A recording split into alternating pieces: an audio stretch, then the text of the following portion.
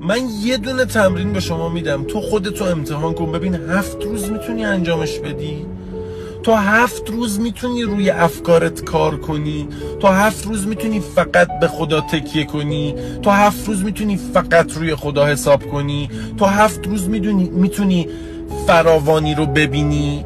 خب آخه وقتی تو 7 روز مداوم نتونی یه موضوع رو توی ذهنت پرورشش بدی، چطوری انتظار داری زندگی تو تغییر بکنه؟